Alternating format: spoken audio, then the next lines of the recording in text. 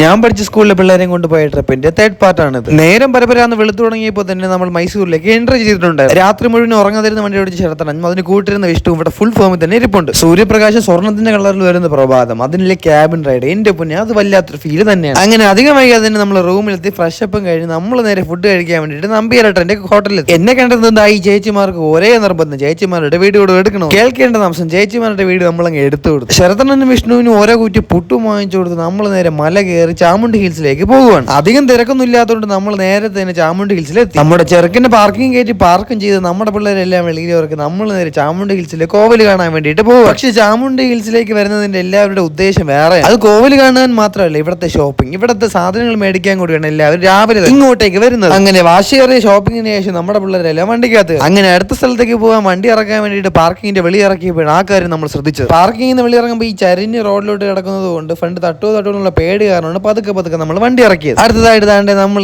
മൈസൂർ പാലസിലേക്കാണ് പോകുന്നത്. അതേപോലെ തന്നെ മൈസൂർ പാലസിലെത്തി ടിക്കറ്റ് ഒക്കെ എടുത്തു കൊടുത്ത് നമ്മുടെ പിള്ളേരെല്ലാം പാലസ് കാണാൻ വേണ്ടിയിട്ട് അകത്ത് കയറ്റി വിട്ടിട്ടുണ്ട്. പിള്ളേരകത്ത് കയറ്റി വിട്ടപ്പോൾ എല്ലാ ദിവസവും നമ്മുടെ സെയിം പരിപാടിയാണ് ഇവിടെ വന്ന് ഇങ്ങനെ കുത്തിയിരിക്കുക എന്നുള്ളത്. അപ്പോഴാണ് ഒരു പയ്യ ഓടിക്കൊണ്ടുവന്നിരുന്നത്, ചേട്ടാ കാർട്ടലിലെ മുതലാളിയല്ലേ എന്ന് ചോദിച്ചു. നമ്മുടെ കാർട്ടലിനെ സ്നേഹിക്കുന്ന പയ്യന്മാരുണ്ടെന്ന് അറിഞ്ഞപ്പോൾ ഭയങ്കര സന്തോഷമായി. പിന്നെ അവനെ പിടിച്ചെടുത്ത് ഒരു സെൽഫി എടുത്തുകൊണ്ടിരുന്നപ്പോഴാണ് നമ്മുടെ വണ്ടി ഇരുന്ന പിള്ളേരെ തിരിച്ചു വന്നത്. പിന്നെ എല്ലാവരെയും മൈസൂർ പാലസിന്റെ ഫ്രണ്ടിൽ പിടിച്ചെടുത്ത് ഓരോ ഗ്രൂപ്പ് ഫോട്ടോ അങ്ങ് എടുത്തു. അങ്ങനെ പാലസും കണ്ട് ഉച്ചക്കുള്ള ഫുഡും കഴിച്ച് ശ്രീരംഗപട്ടണം കണ്ട് നമ്മൾ നേരെ പോയത് വൃന്ദാവൻ കാട്ടിലേക്കാണ്. അവിടെ എത്തിയപ്പോഴും നമ്മളൊരു കാര്യം ശ്രദ്ധിച്ചത്, ഒരു പട്ടാപ്പകലായിട്ട് കാണാൻ ആരും ഇല്ലാതെ ഇരുന്നിട്ട് നെയിം ബോർഡ് ചെയ്തിട്ടുണ്ട് ഒരു തമിഴ് നിൽക്കുന്നു. പിള്ളേർക്ക് ടിക്കറ്റ് എടുത്ത് കൊടുത്തിട്ട് ഞാൻ തിരിച്ചു വന്നപ്പോഴും ഞെട്ടിപ്പോയി. തിരക്ക് കണ്ടിട്ട് കേരളത്തിലെ എല്ലാ വണ്ടികളും ഇവിടെ ഉണ്ടെന്ന് തോന്നുന്നു. അപ്പോഴാണ് പുഞ്ചിരിയുടെ വണ്ടിയും കൊണ്ട് സച്ചിൻ പുഞ്ചിരിയുടെ എൻട്രി. വന്ന വരെ സച്ചിൻ പുഞ്ചിരിക്കും ജിഷ്ണുവിനും നമ്മൾ ഓരോ ചായ അങ്ങ് വാങ്ങിച്ചു. ചായ കുടിച്ചു കഴിഞ്ഞപ്പോഴാണ് ആശാനും ശിശിനും കൂടെ ചെരുപ്പ് വാങ്ങിക്കാൻ തുടങ്ങി. സച്ചിൻ പുഞ്ചിരിയും വിഷ്ണുവും കൂടെ ചെരുപ്പ് വാങ്ങിച്ചിരുന്നപ്പോൾ ഒരു നേരം നമ്മുടെ പിള്ളേരെല്ലാം വന്ന് വണ്ടിയിൽ കയറിയപ്പോഴാണ് ആ കാര്യം സംഭവിച്ചു. അത്രയും നേരം നമ്മുടെ അടുത്ത് കിടന്ന് പാട്ടിട്ട വണ്ടിക്കാർ നമ്മൾ സാധനം ഓണാക്കിയപ്പോൾ എല്ലാം ഓഫ് ചെയ്തിട്ട് മിണ്ടാതെ. വൃന്ദാവന്റെ എൻട്രി കവാടം കഴിയുന്നത് വരെ നമ്മൾ വോക്കൽ വിട്ട് നെയിം ബോർഡ് ഇട്ട് ഒരേ ഷോയായി. അടുത്ത പാർട്ട് കാണാൻ എല്ലാവരും ഫോളോ ചെയ്ത് കൂടെ കൂടണേ.